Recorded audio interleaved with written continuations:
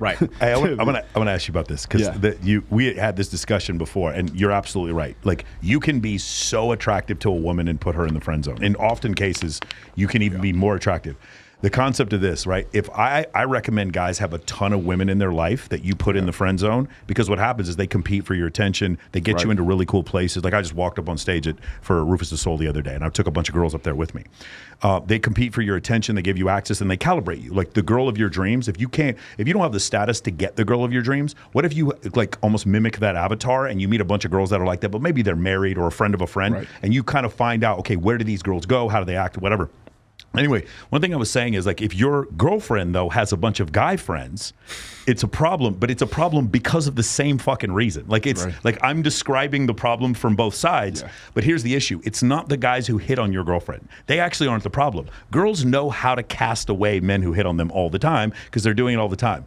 It's the guy friends that she has that don't hit on her that are the problem. And you understand where I'm going with this? 1,000%. I always say you absorb women, you don't chase them. Yes.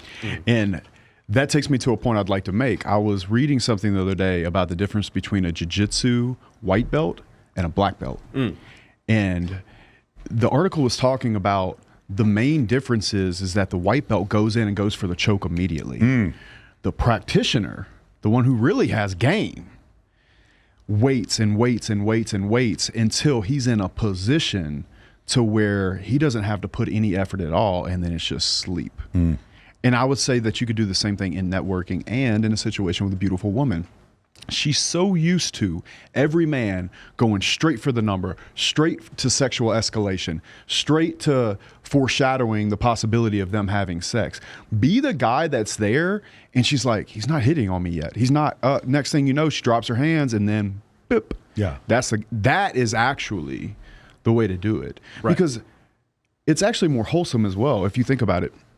If you go in and you're immediately trying to sleep with this girl, then you basically look at her like a piece of meat. Let's just get that out of the way. And then secondly, you have no idea who this person is. You don't know anything about her. She hasn't earned a date, or she has not earned your affection. And it also lowers your status.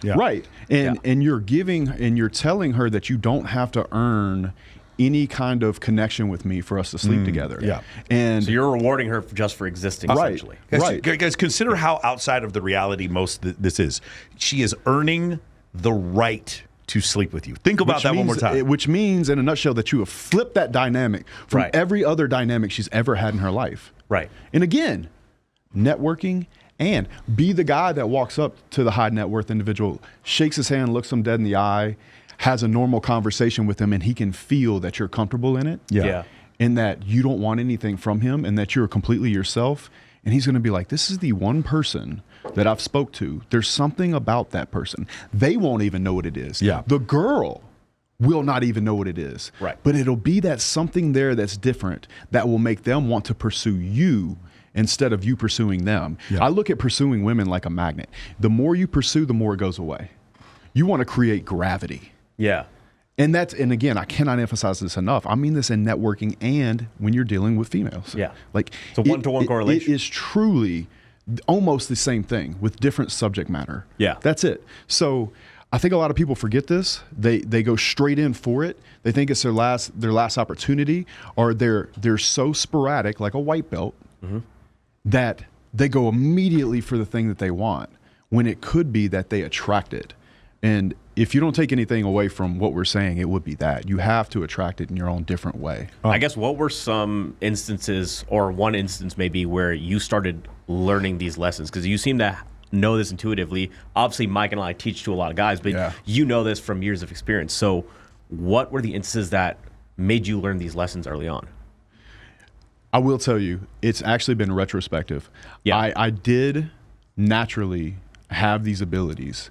It wasn't until I started having to talk about them that I had to go back down the time track of my life and say, okay, what was it that allowed me to create this relationship with this person? I intuitively knew it. So it was just natural EQ at first. But then when I have to explain it to somebody, that's when I really had to dissect it. You know how they say when you teach something to someone, you actually learn the subject even better? Peter Drucker talks about that. So this particular subject for me is one of those subjects. It's like, I've always done quite well in this. And people are now asking me, how did I do it? And I had to stop and really rewind and think what was going through my mind. Why did that happen? Why was it their idea? Why did I choose not to ask for a photo? Why did I choose not to escalate with this woman or escalate in business with some individual? And it really took those questions being asked of me before I could dissect it in a way that I would turn around and tell you exactly what I must have been thinking at the time. Yeah. But it is across the board.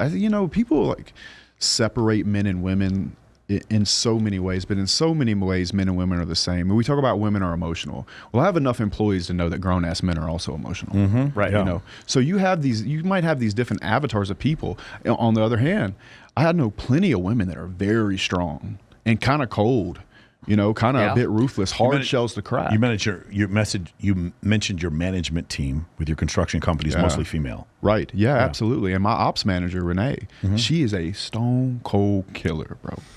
In fact, she'll have men come in her office and start crying, and she has to tighten them up, cuss them up and down. There are different personalities regardless of gender. Everybody, we have souls, right? I do believe there's some strong-souled women in this world. Of course. For sure. Of course. One of the things I talked about with Jeremy Miner, and I talked about this with Austin Dunham, was the concept of the similarities at the highest level between business and dating, which is something you just mentioned before. Yeah. You get to this point where, one of the funny things is often I'll go in some social situation and there'll be some guy that I've always wanted to meet. I'll go up and shake his hand, and I'll be with a girl I just met. And I'll introduce the two of them together, and they don't know that I just met them. Right. And it becomes like Euclidean geometry, where it's like because A equals B and B equals C, then C equals A. So they just see like this guy I just introduced him to a playmate, and I just introduced her to a billionaire. So who the fuck am I? Yeah. And that's an incredible, we call it value arbitrage. The connector, that connector role is another thing that you can do. But what is that? That is networking and dating at the same time.